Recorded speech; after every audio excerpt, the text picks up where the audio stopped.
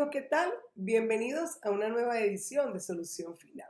Si quieres comunicarte con nosotros, puedes hacerlo a través de los contactos que aparecen en pantalla. Te los voy a recordar en Instagram, @solución.final, correo electrónico lirioteranm@gmail.com. Este programa puedes verlo de cualquier parte del mundo a través de la www.promar.tv y a través de cualquier plataforma digital. Igual te invitamos a que te suscribas a nuestro canal YouTube, en donde podrás ver toda la programación de Solución Final hasta la fecha. Hoy, como todas las semanas, vamos a conversar acerca de un tema bien interesante y que genera muchísimas dudas y desconocimiento en la colectividad en general. Se trata de las uniones estables de hecho, comúnmente llamadas concubinato, y el matrimonio. Para ello, oigamos el caso de la semana. Hola, doctora Lirio. Quisiera saber si el concubinato genera los mismos derechos y deberes que el matrimonio. Elena, gracias. El artículo 44 del Código Civil venezolano establece que el matrimonio se produce entre un hombre y una mujer.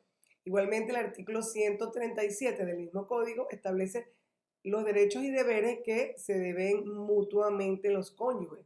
Vivir juntos, se deben fidelidad, se deben socorrer mutuamente. Cuando hablamos de las uniones estables de hecho, que el concubinato es una forma de unión estable de hecho, pues nos referimos inmediatamente al artículo 77 de la Constitución de la República Bolivariana de Venezuela, que igualmente establece que el Estado protegerá el matrimonio, pero que también aquellas uniones estables de hecho que cumplan con los requisitos de ley, pues serán equiparadas al matrimonio. Muchísimas personas tienen dudas en relación a que si las uniones estables de hecho generan los mismos derechos y deberes que genera el matrimonio, pues no. Por cuanto, por ejemplo, el deber de fidelidad no es un deber que se deban mutuamente las personas que viven en concubinato. El artículo 77 de la Carta Magna, al cual me acabo de referir, fue interpretado por la Sala Constitucional del Tribunal Supremo de Justicia en ponencia del magistrado Cabrera. En ese recurso de interpretación, pues se amplía mucho más cuáles son los elementos que deben configurar las uniones estables de hecho, cuál es la duración que debe tener esa unión estable de hecho, y por supuesto también habla acerca del concubinato putativo. Es a través de ese recurso de interpretación cuando queda, por supuesto, establecido realmente cuáles son las condiciones, cuáles son los elementos, cuál es el tiempo que se requiere para que una unión estable de hecho pueda ser considerada de esa manera. De ese tema vamos a conversar hoy. Para ello vamos a contar con la presencia vía online desde la ciudad de Caracas de un abogado especialista en derecho civil y mercantil. Él pues nos va a explicar a través de su experiencia. Primero nos va a explicar cuál es el alcance de ese recurso de interpretación del artículo 77 de la Constitución de la República Bolivariana de Venezuela, en el cual pues se establece claramente cuáles son esos requisitos que deben tener en cuenta para declarar con lugar una unión estable de hecho. Nos va a establecer también cuáles son las diferencias entre matrimonio y las uniones estables de hecho. También pues nos va a hablar acerca de algunas jurisprudencias y también nos va a hablar un poco acerca de la reforma del Código de Procedimiento Civil, por cuanto el invitado de la noche de hoy formó parte de la comisión que estuvo en la Asamblea Nacional entre los años 2014 y 2017 para tratar el tema de la reforma del Código de Procedimiento Civil. Así que no te apartes de la pantalla de Promar Televisión, que en el próximo espacio iniciamos la conversación con el invitado de la noche. Ya regresamos.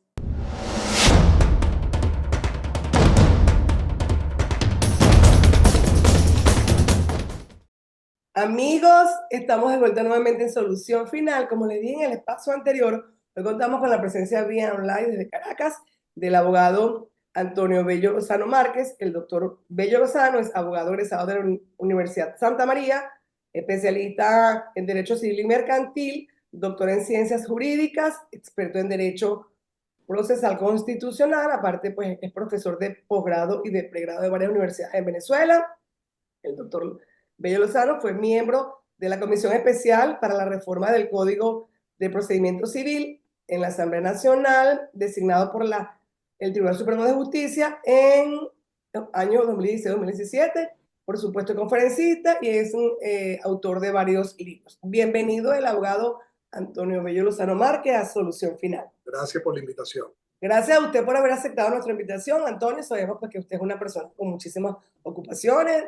Teníamos bastante tiempo detrás de esta entrevista y bueno, afortunadamente hoy estamos haciendo realidad. Hoy vamos a hablar de un tema que es bien es controvertido, genera angustia, genera hasta mucha suspicacia de interés en la colectividad. Se trata de las uniones estables de hecho y el matrimonio. Cuando hablamos de uniones estables de hecho, que comúnmente las personas, los legos llaman concubinato y el matrimonio, se generan muchísimas dudas en relación a cómo se define cada uno y cuáles son realmente los derechos que genera para las parejas estar envueltos en cualquiera de esas relaciones. Yo quiero que empecemos la entrevista de la noche de hoy, Antonio, explicando un poco, definiendo un poco cada una de esas instituciones jurídicas para que bueno, usted se vaya adentrando luego en las características y en la diferencia de cada una de ellas. Okay, perfecto. Bueno, lo primero que hay que decir es que la Constitución del año de 1999 estableció, constitucionalizó lo que es la unión estable de hecho en su artículo 77. Un artículo con una redacción bastante simple, bastante sencilla, que lo que regula o establece es: se protege el matrimonio entre un hombre y una mujer, el cual se funda en el libre consentimiento y en la igualdad absoluta de los derechos y deberes de los cónyuges, señalando también la norma que las uniones estables de hecho entre un hombre y una mujer que cumplan los requisitos establecidos en la ley producirán los mismos efectos que el matrimonio. Ese artículo 77 fue objeto de un recurso de interpretación por parte de la Sala Constitucional del Tribunal Supremo de Justicia. Como puedes ver, la norma, la redacción es bastante simple, bastante sencilla. No habría mayor inconveniente en entenderla, en comprenderla como tal. Sin embargo, la Sala en su momento, con una ponencia del magistrado Jesús Eduardo Cabrera, interpretó en extenso este dispositivo constitucional. ¿Y por qué decimos en extenso? Porque si a ver vamos, la referencia a las uniones estables de hecho son apenas 3 líneas que contiene el artículo. Y se dictó una sentencia de interpretación que tiene más de 70 páginas. El magistrado Cabrera se distinguió en su momento en la Sala Constitucional por ser bastante innovador en las sentencias que dictaba en las distintas ponencias que estuvieron a su cargo. Por ejemplo, la sentencia que para mí es de mayor contenido de la Sala Constitucional en su historia, en su tiempo de existencia, es justamente una sentencia dictada por el doctor Cabrera, que es la famosa sentencia de los créditos indexados. Sí. En esa sentencia de los créditos indexados, él define perfectamente lo que es el Estado democrático, social, de derecho y de justicia, y le da peso, le da sentido a eso. Y dictó una serie de decisiones más. Muchas han sido controvertidas, muchas han sido objeto de críticas tanto positivas como negativas, y una de esas sentencias fue la del artículo 77. Con esa interpretación del artículo 77, que estableció básicamente que la unión estable de hecho y el matrimonio se equiparan, no es que son iguales. Una cosa es el matrimonio como institución regulada en el Código Civil, con los derechos y deberes de los cónyuges, su forma de surgir, la manera de constituirlo, la manera de disolverlo, que después ha sido objeto de mucha jurisprudencia actual. Por ejemplo, todo lo que es hoy en día la disolución del matrimonio por vía de la simple voluntad de las partes como tal, que es una creación constitucional, pero jurisprudencial, pero que está plenamente vigente.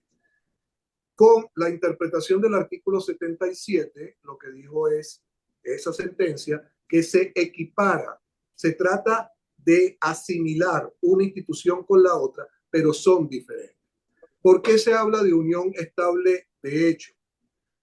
Señala la decisión que se trata de una unión estable de hecho porque la unión estable es el género, siendo que el concubinato es una de las modalidades que puede establecer esa unión estable de hecho. Incluso cuando uno lee con detenimiento la decisión en cuestión, puede observar que no hay definición en relación a las otras formas de uniones estables de hecho como tal. Y la sentencia se cuida en ese sentido al señalar que no lo hace porque eso es materia de reserva legal, que será a la ley a la que le corresponda decir cuándo se trata de una unión estable de hecho, que una de sus formas más conocidas es el concubinato como tal. Y también señala que hay normativas, como por ejemplo el Código Orgánico Tributario, las leyes tributarias, etcétera, que se refieren específicamente a la unión estable de hecho como tal. Ahora bien, esa decisión estableció una serie de consideraciones, una serie de elementos que conforman la unión estable de hecho. Cómo surge el tiempo mínimo de vigencia, los derechos de los cónyuges, etcétera. ¿Por qué? Porque, entre otras cosas, la institución del concubinato en Venezuela, en el Código Civil, estaba regulado única y exclusivamente en relación a lo que es la comunidad concubinaria como tal. Y no había otra norma que lo regulara en extenso. Y entonces siempre surgía el problema de cuál era la situación de las partes en ese momento, qué derechos le correspondían, cuáles no, etcétera, etcétera. Esta sentencia, repito, en extenso habla de eso e incluso establece una figura que es hasta extraña hasta ese momento, que era la del concubinato, que es la del concubinato putativo. Es decir, aquel concubinato que surge cuando uno de los miembros está casado. ¿Por qué? Porque normalmente conocíamos el concubinato como una unión entre un hombre y una mujer, y ese es otro punto interesante. A ver, unión entre un hombre y una mujer, no uniones entre parejas de un mismo sexo, que es algo también delicado y que es algo también que tarde o temprano se va a venir considerando esa situación. Entonces, establecía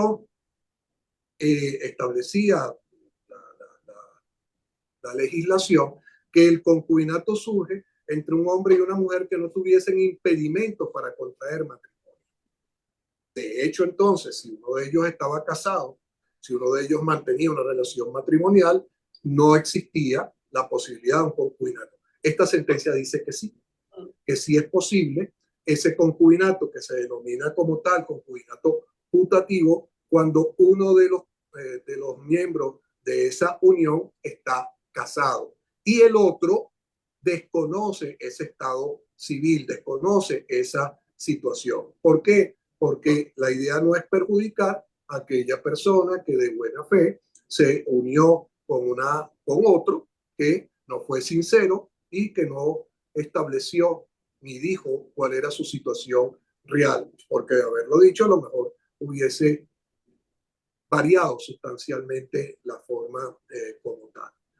Otro aspecto que es indispensable considerar es el de la vida en común, porque normalmente conocíamos el concubinato como la unión de dos personas que procedían a habitar, a cohabitar, a hacer vida juntos, como si fuese un matrimonio, que es lo normal, que es lo lógico, lo racional de la situación. Sin embargo, esta sentencia va más allá y dice que no es necesario vivir juntos, que no es necesario la cohabitación, sino que lo que es necesario considerar es si esas personas realmente estaban haciendo vida en común.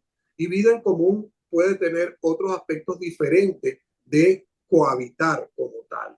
Es asistirse, es tener una relación estable, una relación mantenida en el tiempo, etcétera, como tal. Entonces, hay elementos que de repente a ciertas personas le chocan como tal. Dice, bueno, ¿cómo es eso que si yo no vivo junto y tengo una relación concubinaria? Por eso es que uno le advierte a las personas, ten cuidado con esto, porque esos noviazgos largos, esos noviazgos sostenidos en el tiempo, donde no hay intención de justamente de tener una unión concubinaria o una unión matrimonial, al final de cuentas puede dar el lugar a considerar que allí existía un concubinario, que allí existía una unión estable, de hecho, con todas las cuestiones que podemos considerar: comunidad, capacidad sucesoral, etcétera, etcétera, etcétera. Entonces, una persona dice, bueno, pero si yo no, lo que mantenía era un noviazgo, pero bueno, fue un noviazgo largo, mantenido, sostenido en el tiempo. La sentencia dice que cualquier unión que supere los 2 años de existencia, automáticamente se entiende que es una unión concubinaria como tal. Entonces, son esos aspectos que uno puede criticar con la sentencia. Lo voy a interrumpir un momento, Antonio. Me voy a retratar un poco a lo del concubinato putativo. ¿Cómo se prueba la inocencia del supuesto cónyuge que fue burlado No, bueno, en su buena fe? bueno, uno de los aspectos que estableció la sentencia es que el reconocimiento de la unión estable de hecho pasa por una acción mero declarativa. Es decir, no es, a menos que las partes lo reconozcan voluntariamente a través de documentos auténticos, etcétera, manifiestan que esa es su situación. Pero de no existir ese reconocimiento como tal, para poder hacerlo valer, necesariamente hay que demandar. Y eso es una acción mero declarativa. Y dentro de esa acción mero declarativa tendrán lugar todos los medios de prueba habidos y por haber. Básicamente, ¿de qué estamos hablando aquí? Puede haber medios documentales, puede haber medios testimoniales, que serían lo más frecuente, e incluso puede haber pruebas de confesión, pruebas de reconocimiento, bien por vía voluntaria, una confesión espontánea, o bien por una vía de posiciones juradas.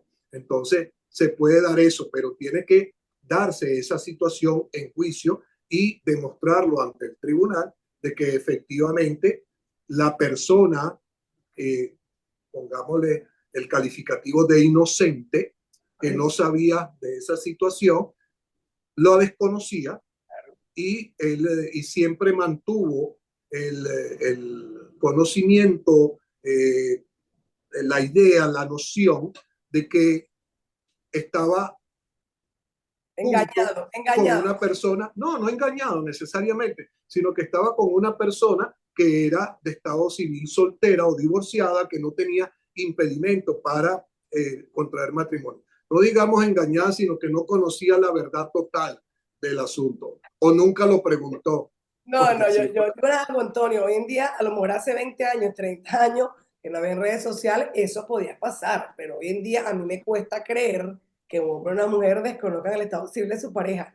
O sea, por eso ese concubinato putativo, pues como usted acaba de decir, tiene que ser a través de una mero declarativa, pero eso como cuesta arriba. Me estás diciendo algo que también entra en este contexto de la acción mero declarativa como medidas de prueba, que son los mensajes electrónicos o todo el conocimiento que se tiene a través de los medios sociales, de las redes sociales, alguna notificación en Instagram, etcétera, un correo, un WhatsApp, todo eso puede ser utilizado como prueba en un juicio. Ahora,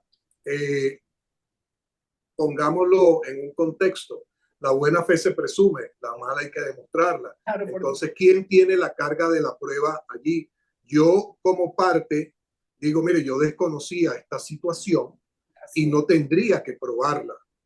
¿Por qué? Porque la otra parte es la que tendría que decir, tú sí sabías que yo mantenía una relación matrimonial y estabas en conocimiento de eso. Bueno, si aplicamos el 506 del Código de Procedimiento Civil, quien alega, prueba. Quien alega un hecho, tiene la carga de la prueba. Cuando la persona está demandando y dice, yo desconocía esta situación de que él estaba casado, está alegando un hecho negativo. Y al alegar un hecho negativo, el hecho negativo en principio no tiene prueba, porque si hablamos de hecho negativo como sencillamente la contradicción de algo, entonces sí hay que demostrarlo como tal, sí existe la prueba como tal. Pero sí. Sí, es interesante. Tenemos que hacer una corta solución final. Amigos, les recuerdo que hoy conversamos vía online de la ciudad de Caracas con el abogado Antonio Bello Lozano Márquez acerca de las uniones estables de hecho y el matrimonio. No te apartes de la pantalla de Promar Televisión, que ya regresamos.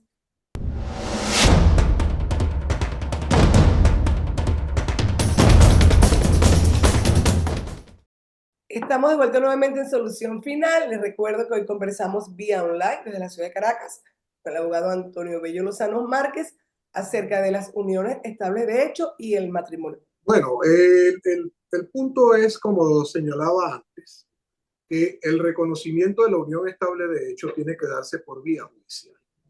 Y debe quedarse por vía judicial para establecer por medio de una sentencia todas las características de esa unión estable.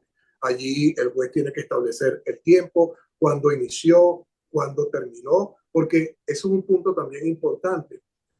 La unión estable de hecho puede disolverse. Ahora bien, ¿cómo se disuelve? Si la unión es de hecho, se disuelve también de hecho.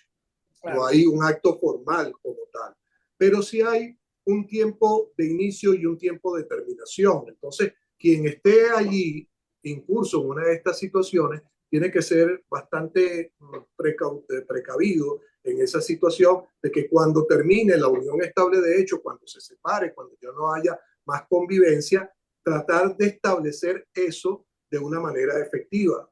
Entonces decir, bueno, ya yo no vivo contigo, ya no estamos juntos, etcétera. Hasta aquí llegó esto, tal vez a través, como decía antes, de un correo electrónico, de un WhatsApp, de esa cuestión, para poner fin a esa etapa de esa unión estable como tal. ¿Por qué? Porque si no, a los efectos de la ley, a los efectos del tribunal, bueno, continuó, no se acabó y abarca un periodo de tiempo que tal vez no es el que corresponda como tal. Aparte, Antonio, de las sentencias mero declarativas, ¿existe otra manera de que una pareja pueda darle fecha cierta al concubinato? No, claro, o sea, puede haber un reconocimiento, por ejemplo, por ante una notaría. Las partes pueden ir a una notaría y reconocen la unión estable de hecho para diversas situaciones. Por ejemplo, contratar una póliza de seguro. Dice, ok, yo contrato esta póliza de seguro y quiero que la misma le dé cobertura a mi pareja. Y dice, pero tu pareja, ¿cómo? No es sencillamente que me le vas a poner el nombre aquí de mi pareja es Lirio y con eso basta. Dice, le va a pedir la empresa aseguradora, bueno, reconoce ese concubinato si es lo que tiene y tráeme un documento donde diga formalmente que esa es tu pareja como tal, de que haya una declaración auténtica en ese sentido. ¿Y cómo es el procedimiento en el registro civil? Es un documento que se asienta por allí donde hay un reconocimiento de la unión estable como tal. Okay. Entonces, es importante señalar que no, porque mucha gente entra en esa duda o se equivoca al establecer que la unión estable y el matrimonio son iguales. No, la sentencia es bien clara con eso. El matrimonio, la unión estable de hecho, se equipara para ciertos efectos con el matrimonio, pero la entidad principal, la entidad fundamental es el matrimonio, que es la que está protegida de manera más amplia por la ley como tal. Sin embargo, la realidad del caso es, bueno, vamos a tratar de darle cobertura, dar seguridad jurídica, que es un postulado constitucional, a las uniones estables de hecho. ¿En qué sentido? Bueno, que pensiones de alimento, capacidad sucesoral, tiempo de vigencia con esto, etcétera.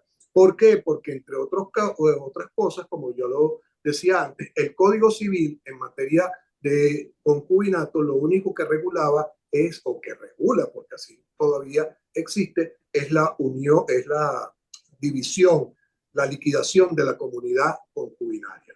Ahora, ¿cómo llego yo a liquidar una comunidad concubinaria.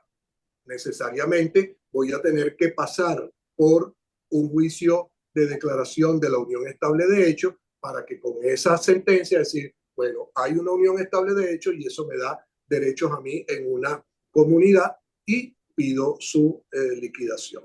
El matrimonio como tal, si hacemos el comentario, realmente se ha simplificado en lo que respecta a la disolución del matrimonio. Antes un juicio de divorcio era complicado, fastidioso, caro, etcétera. Hoy en día es un procedimiento muy simple. Y es que debe ser así, porque así como es de simple casarse, sí, también debe ser de simple divorciarse. Así es. Mire, como decía la famosa canción española, se nos rompió el amor de tanto usarlo. Bueno, ya está. Se rompió el amor y ¿qué vamos a hacer? Vamos a divorciarnos. ¿Por qué tengo yo que demostrar que hubo abandono, que hubo injuria, que hubo otras causales del 185? No, sencillamente no quiero seguir la convivencia y quiero la disolución. Entonces se disuelve y así lo han entendido los tribunales, así la jurisprudencia del Tribunal Supremo lo ha venido consagrando, de que es un divorcio sencillo, simple y da lugar a terminación de la unión matrimonial.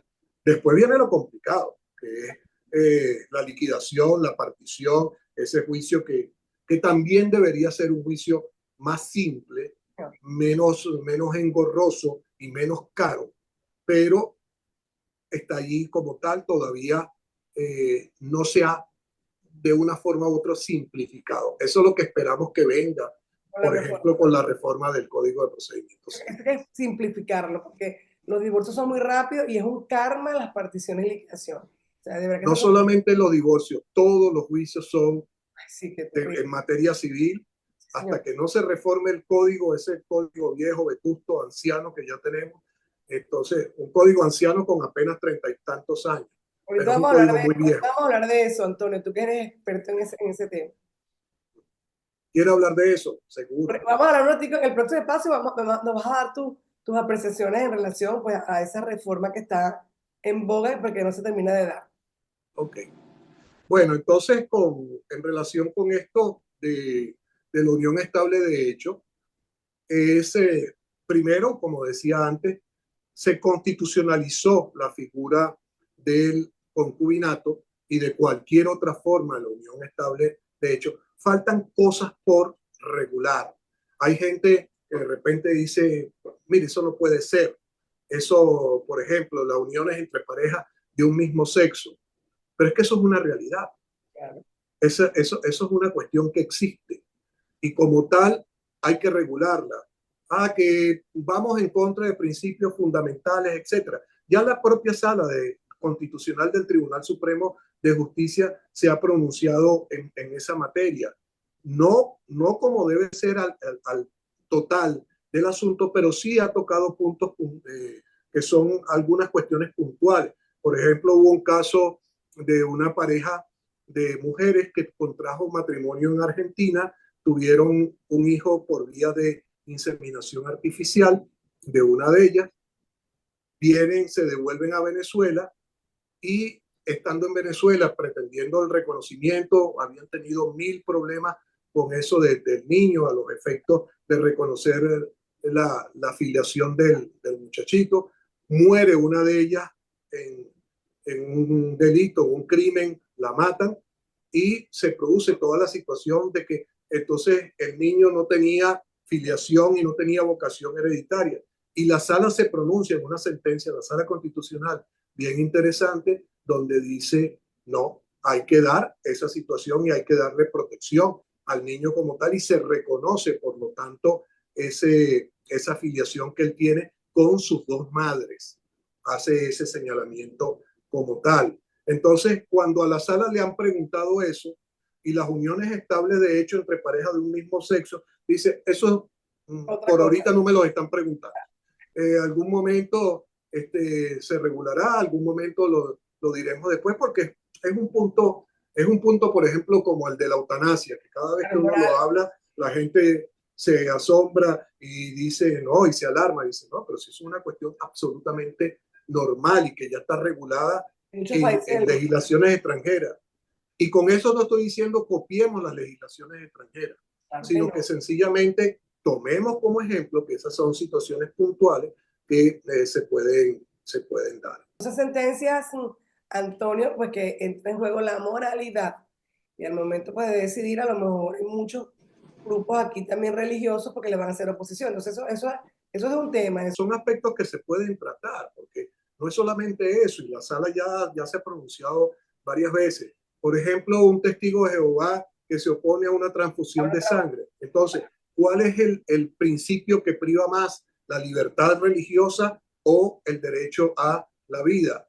Entonces la sala dice, ahí lo que hay es que ponderar, porque si bien es cierto, ambos son derechos constitucionales consagrados constitucionalmente, sin embargo, hay unos que privan sobre otros, que tienen más peso sobre otros, y primero está la vida que un aspecto sencillamente religioso.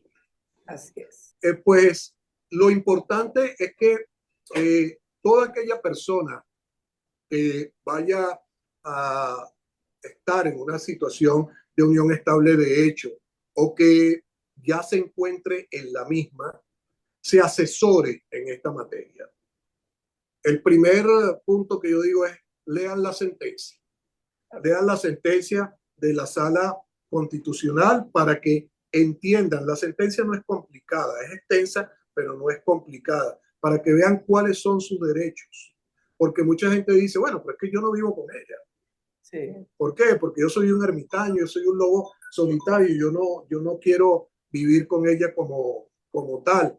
¿Ya? Pero esa situación de que vamos al cine, vamos a cenar, estamos en grupos de amigos, en reuniones sociales, etcétera, en el contexto global da lugar a que hay una unión estable de hecho.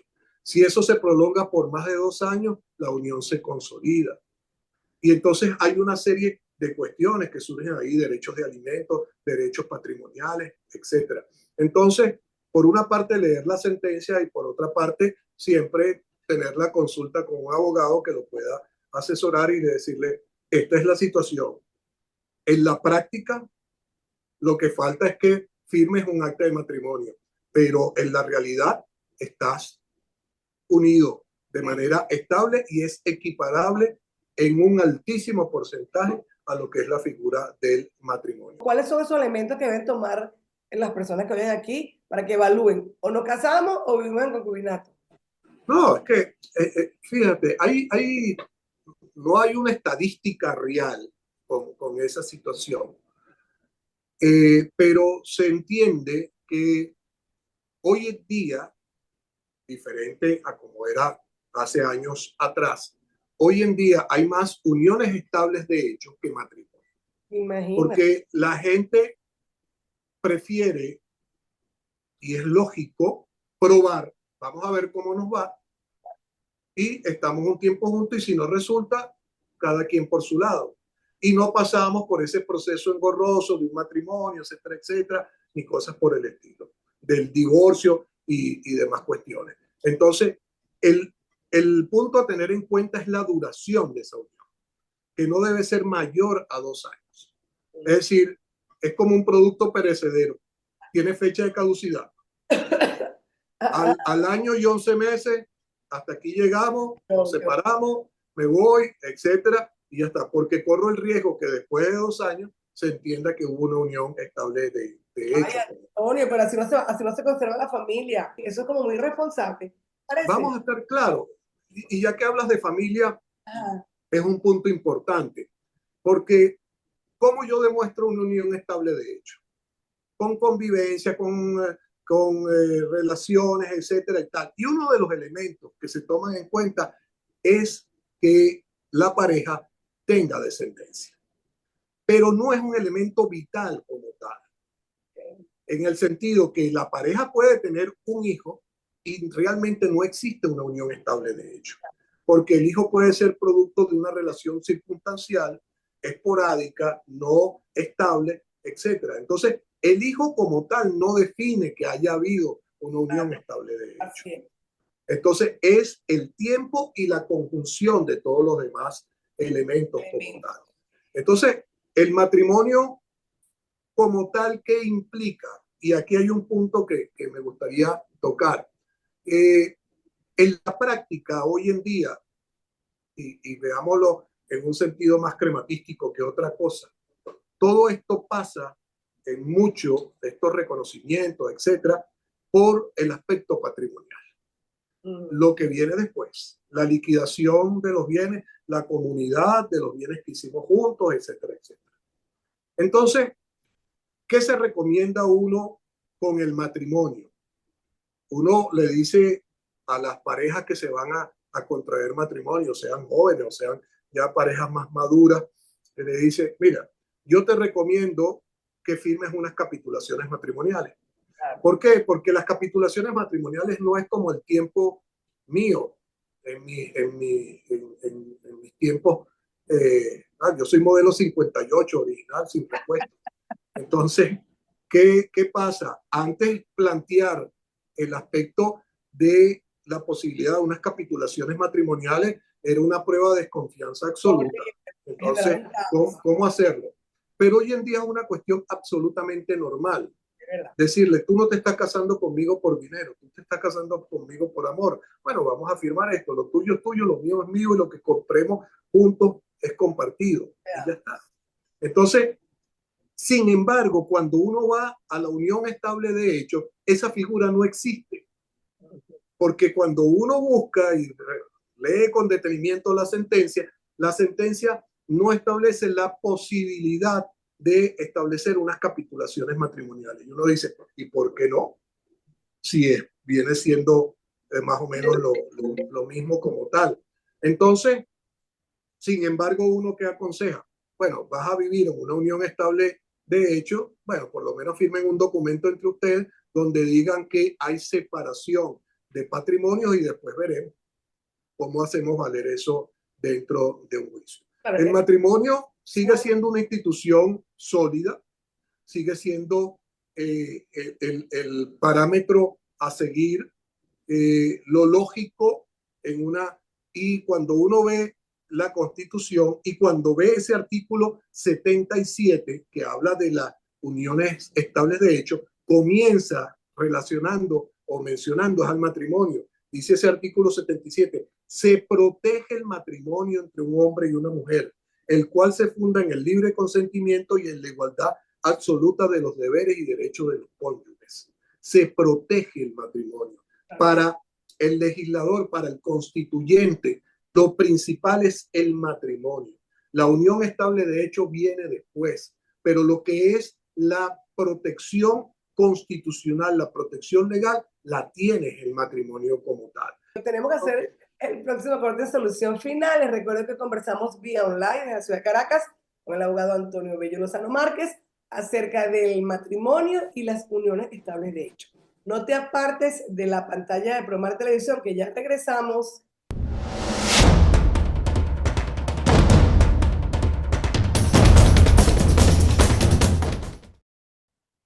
Estamos de vuelta nuevamente en Solución Final. Hoy conversamos vía online de la ciudad de Caracas con el abogado Antonio Bello Lozano acerca del matrimonio y las uniones estables de hecho. Mi querido Antonio, hemos llegado a los minutos finales del programa, pero bueno, quiero que culmines la idea que hablabas de los derechos y deberes que genera el matrimonio para que antes que termine el programa nos hables un poco acerca de la reforma del Código de Procedimiento Civil. Sí, realmente son dos instituciones distintas, diferentes. Tienen en esencia el mismo sustrato, pero desde el punto de vista de la ley son diferentes. Y así lo consagró la sentencia de la Sala Constitucional, que dice que es nada más una equiparación entre uno y otro. Tratar de igualarlo, pero no determinar que son la misma cosa. Y un ejemplo de ello es, por ejemplo, los deberes de los cónyuges. Cuando uno se casa, el jefe civil, el juez que está a cargo del matrimonio, le lee la cartilla, le dice, estos son los deberes de los cónyuges, el de cohabitación, el de asistencia, el de fidelidad, etcétera. Y me paro en uno de ellos, el deber de fidelidad. Se supone que en un matrimonio, se presume que en un matrimonio debe haber fidelidad. no debe haber circunstancias que distorsionen esa relación como tal, siendo pues que la falta de fidelidad da lugar o puede dar lugar a una causal de divorcio como tal. Cuando hablamos de la unión estable de hecho, en la unión estable de hecho no tenemos ese deber de fidelidad. Y así lo ha reseñado la sentencia. Dice, ustedes están juntos, pero como tal, al no ser un matrimonio, no requiere que haya fidelidad. Entonces, uno de los miembros de las parejas puede ser infiel, andar por ahí libre como el viento. Cachito, pues. Y esa circunstancia no determina, por ejemplo, que ese sea un motivo para la ruptura de la unión estable de hecho. ¿Por qué? Porque el deber de fidelidad no existe como tal dentro de una unión estable de hecho. Yo estoy contigo, pero estoy contigo bajo esta circunstancia, entre comillas, excepcional, de que no está reglada, regulada o ajustada a unos parámetros como tal. Por supuesto, uno, lo digo con claridad, uno es pro matrimonio, es el deber ser, es en lo que uno ha sido criado, pero lo otro es una realidad como tal. Entonces, el día de mañana, ¿qué es lo preferible? Si mi hija me dice mañana, papá, yo me voy a ir con este muchacho, con mi novio, a vivir juntos, yo le voy a decir, hija, cásese. Vamos a hacer el matrimonio, vamos a hacer la cuestión, vamos a hacer las cosas como son. Pero son situaciones muy puntuales. Es como a veces, es como una práctica adecuada.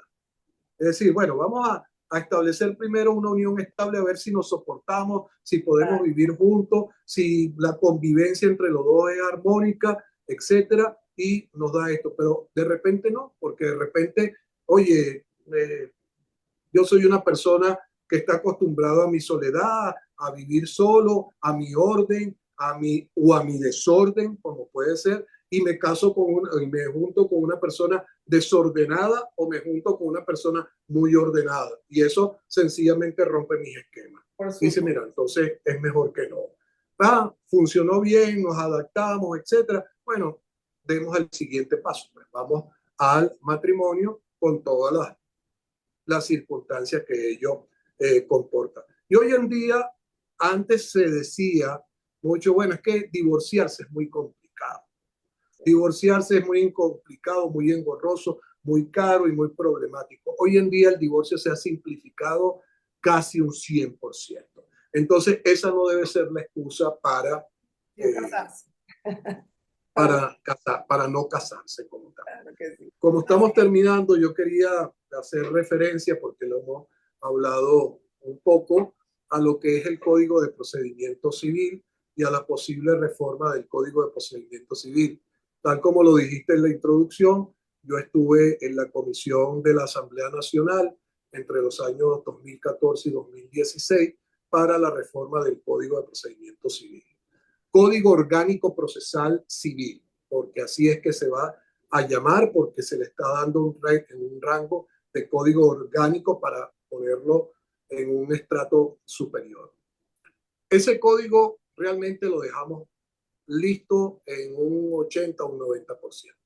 Ese código no incluyó, lo que estaba era un cuarto libro que era de procedimientos no contenciosos, etcétera. Bueno, la pregunta, bueno, por razones X, el código se quedó ahí en fase criogénica, digo yo, congelado. Y ahora hay una posibilidad de reforma del código. Los nuevos magistrados de la Sala de Casación Civil, porque de allí es donde salió la propuesta original de reforma en el año 2012, están proponiendo una reforma del código. Este año, a principios de año, tuvimos por ahí por el mes de abril, hubo un congreso internacional sobre el código de procedimiento. Yo tuve una ponencia allí con varios profesores, el profesor Richard Rodríguez, Salvador Januzzi, el magistrado Guillermo Blanco, intervenimos allí y tal. Hasta el momento no se sabe a ciencia cierta, y tengo que decirlo porque es así, en qué estado está, si el código va o no va. Supuestamente la información que uno recibe es que sí, que están trabajando eso. La pregunta o las interrogantes que surgen son las siguientes. ¿Hace falta reformar el Código de Procedimientos Civil? Respuesta corta, sí, por supuesto que sí. Ese es un código viejo, un código que está desactualizado, que hay que ponerlo al día. Por ejemplo, en materia probatoria, medios probatorios, las pruebas electrónicas no están desarrolladas en el Código de Procedimientos.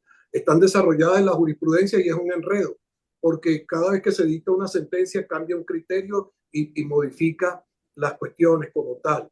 Hay que ir a lo que es la constitucionalización del proceso como tal. Ya el proceso no se puede ver desde el punto de vista legal, sino hay que verlo desde el punto de vista constitucional. Ese Estado social de derecho y de justicia que está sustentado en tres pilares: tutela judicial efectiva, derecho a la defensa y debido proceso e instrumentalidad del proceso. Eso hay que potenciarlo, eso hay que darlo para que muchos jueces y muchos abogados conozcan que ya no se trata solamente de la ley, se trata de la Constitución. De hecho, los nuevos parámetros que establece la Sala de Casación Civil en su sentencia hablan ahora como motivo del recurso de casación de violación de principios constitucionales, cuando se entendía que la casación era un control de legalidad. Ahora es un control de legalidad y un control de constitucionalidad también. Y tercero, ¿por qué es necesario? Porque así lo dispone la propia Constitución, el artículo 257. La instrumentalidad del proceso exige un procedimiento oral, breve, expedito. Estamos atrasados en materia civil. Lo hay en materia penal, lo hay en materia de la Ley Orgánica del Trabajo, de Procesal del Trabajo, en la LOMNA, en la Jurisdicción Contenciosa Administrativa. Y el procedimiento madre, que es el civil, a despecho de los penalistas, pero ese es el procedimiento madre. ¿Por qué? Porque es el supletorio incluso de la Ley Orgánica del Tribunal Supremo de Justicia, está atrasado, no ha avanzado. Y entonces hay que potenciar la oralidad, hay que llevarla a su máxima expresión. Eso es lo que se quiere y lo que uno pide es, y así lo dije en un congreso que estuvimos en Caracas el mes pasado, que lo que uno pide es no se copien modelos extranjeros. Es verdad. Que se haga un código, aquí hay el suficiente material humano capacitado para hacer un código en base a nuestras necesidades. Cuando copiamos modelos de extranjeros, el nuevo código procesal cubano, el código italiano, etcétera, no somos cubanos, no somos italianos, tenemos nuestra propia realidad jurídica y nuestra propia forma de funcionamiento como tal. ¿Es necesario el código? Sí, y ojalá que salga. Tenemos conocimiento, Antonio, que vas a estar en Barquisimeto el 30 de noviembre, acompañando a la gente de CLECADAX en una masterclass acerca de, creo que régimen probatorio. Razonamiento probatorio. ¿En qué consiste ese evento aquí en Barquisimeto y dónde va a ser? Mira, ese es un tema que yo he venido desarrollando a tenor de que es una tendencia nueva en el derecho procesal.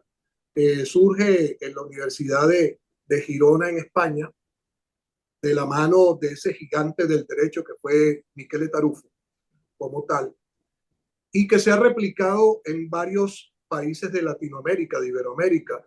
Lo tenemos en el Perú, en Costa Rica, en México. Y lo que comporta el razonamiento probatorio, que no es exclusivo de la materia civil, por lo tanto, los penalistas están invitados a participar en la masterclass. Así es. Lo que comporta es dar a entender que la prueba es lo fundamental del proceso, pero que la prueba no puede ser vista de una manera simplista, sino que hay formas de pensar la prueba, de hacer el razonamiento probatorio. Allí vamos a hablar entonces de las teorías propias actuales, de la teoría de la argumentación, de la teoría de la verdad. Vamos a hablar sobre los estándares de prueba, vamos a hablar sobre la motivación de las pruebas en la sentencia, vamos a hablar sobre distintos aspectos de lo que es la configuración de la prueba indiciaria, etcétera. Es una clase bastante Una extensa. masterclass. Es ¿Qué una día es, el Antonio? 30 de noviembre a las 8 de la mañana en el Hotel Trinitaria Suite en Barquisimeto. Entonces, aquí vamos a tenerte con el favor de Dios. Vamos a siempre Dios mediante. acompañamos a los muchachos de Clecadá, que pues están haciendo un excelente trabajo, pues los felicitamos de Solución Final. ¿Cuáles son tus redes sociales, Antonio, para que te puedan contactar? En Instagram, @estradosabl, estradosabl, y en el canal de YouTube que se llama Estrados por Antonio Bello Lozano Márquez. En ese canal venimos desarrollando desde hace 2 años y medio una difusión de temas jurídicos, especialmente en materia constitucional y en materia procesal constitucional y en materia procesal civil. Ya a la fecha tenemos cerca de 60 programas publicados donde hablamos de cosas muy diversas, desde la interpretación de la Constitución, la eutanasia, lo que es el recurso de casación, lo que es el razonamiento probatorio en sus distintas formas. Los invito a seguirme por ese canal. Bueno, muchísimas gracias. Ya nos excedimos el tiempo, pero bueno, vale la pena porque esta entrevista no tiene un tipo de desperdicio. Yo agregaría, por supuesto, primero invitar a todos los abogados de la región centro-occidental para que asistan a esta masterclass. Esto que acaba de decir nuestro invitado en esta hora y media de programa, pues es algo concentrado en lo que vamos a poder oír de Antonio Lozano Márquez el día 30 de noviembre en la ciudad de Barquisimeto, en el Hotel Trinitaria. Así que, como dijo Antonio, esto no es una masterclass solamente para abogados civilistas, sino también para penalistas, porque el razonamiento de la prueba debe estar imperado en todos los procesos del sistema de justicia. Para los estudiantes también. Claro, no estudiantes, abogados, jueces, fiscales, para todas las personas que conformamos el sistema de justicia. Y, como siempre digo, mientras los profesionales nos preparamos más, pues mejor será para impartir justicia y para hacer valer nuestros derechos. No hay más nada que decir, sino que nunca es tarde para hacer el bien. Definitivamente, si tú conoces el problema, encontrarás la solución final. Nos vemos la próxima semana, Dios mediante. Chao. Muchas gracias y bendiciones.